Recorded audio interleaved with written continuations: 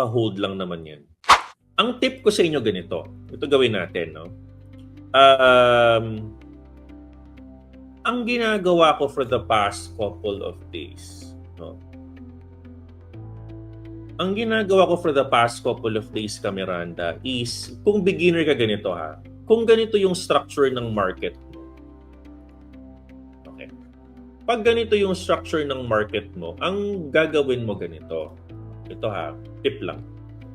Although ako nasa stop loss ako, members, you saw this, yesterday, net loss ako ng $180, tama ba? Kahapon. Stop loss ako. Pero of course, month to date, malaki naman, $2,100 naman. So, ang tip ko sa inyo ganito, you follow the bias of the market.